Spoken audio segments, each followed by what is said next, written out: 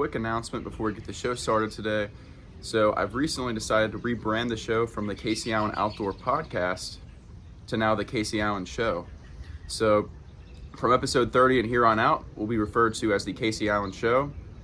Nothing wrong with the previous name, but I decided it's time to evolve and move to the next step of calling this a show.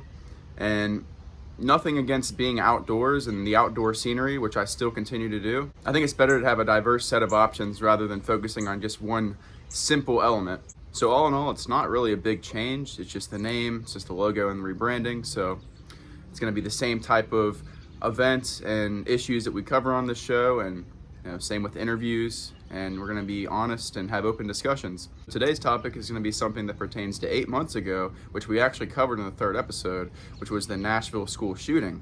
It was an atrocity and a really unfortunate situation. As I said before, the shooter, who shall remain nameless, was a 28-year-old posed as a transgender male, broke into the Covenant School in Nashville, Tennessee with an assault rifle, like I said, taking those lives, unfortunately. But what came to light recently was the Manifesto that we've now been waiting 8 months for. Usually a public atrocity this large would have already released names, information, just things that are relevant to the case, and the public deserves to know. But we've seen that not happen here. We've seen that be delayed 8 months, and now they're finally going to bring to light the Manifesto and everything we need to know. But the shooter, who I'm not going to name, actually was targeting white people and had a hatred towards white people in general. And that's something that the mainstream media and the government did not want to bring to light because it doesn't fit their rhetoric. It's the opposite way around with them. They would have preferred the narrative of it being hatred towards blacks or some sort of race or ethnicity that they could use and purport a politically swayed agenda. But you see that didn't happen in this case because these are white people we're talking about. And clearly that tells you a lot right there, because there's no way to spin the narrative of it being systemically racist if it's a white person. So that's something that was suppressed for 8 months, and you wonder why. Because the media and Big Gov had no way to gain anything off of it. That's why you saw this suppressed until now, and then it gets released and nobody covers it. Like I said, Steven Crowder and a lot of independent streamers had talked about it recently, but as big of an atrocity that this was, it wasn't brought up anywhere near as much as it should have. Like I said, this issue goes back to a lot. It goes back to public safety, it goes back to mental health issues and the epidemic we're facing as a country, and yet nobody wants to stand up and say anything about it. Do you guys know that in the last 20 years, we've had 35 million mental health institutions and psychiatric care centers?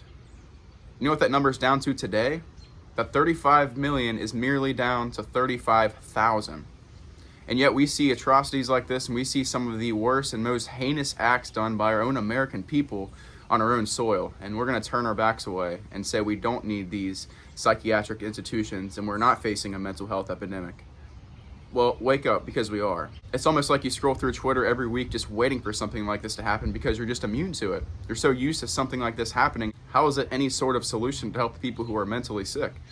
And I'm not defending the people who are doing these heinous acts, like the person in Nashville and even the guy in the recent Maine shooting. I bear no excuses for these people. In some cases, they only spend 5 to 10 years in a jail cell and they get out in 3.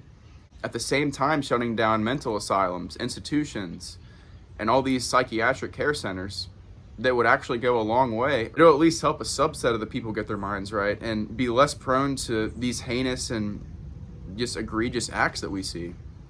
It's a real concern. You look at the number of school shootings compared to the last 10 to 20 years, it's only increased as time has gone on. So the mental health part is a really big issue here. But again, the second part is that the media not wanting to cover this and have protective solutions for the kids, which I actually gave way back in March, if you remember.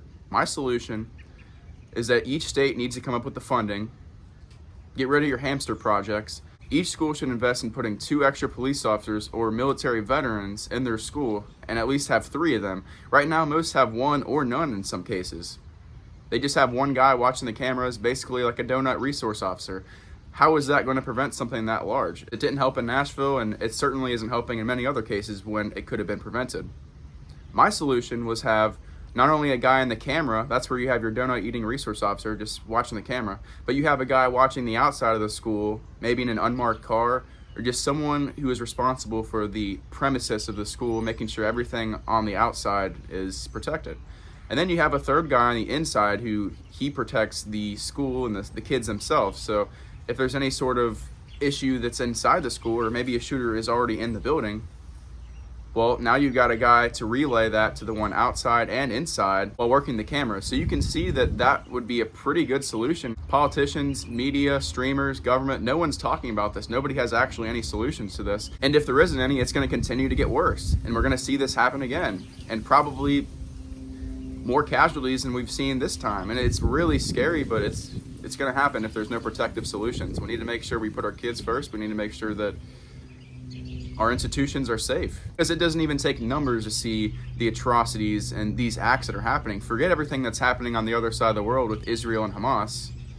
I'm not underplaying those, but forget those at the minute, and let's worry about our country as a whole.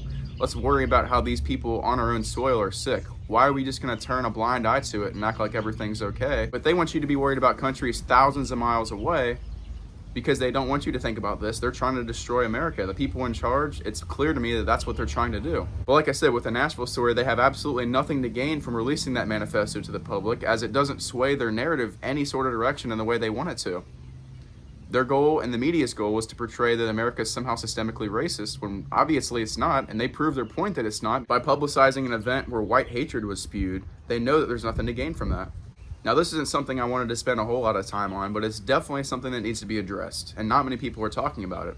And I covered this, like I said, 8 months ago. Now, we'll see if there's any more information that comes to light on this. Probably not. I would say this is probably a wraps with this. It's just we need to come to terms and understand what we can do in the future. But when it comes to these type of cases, I guarantee we'll be on here talking about this within the next 6 months of something crazy that happened, very similar to this. Mark my words.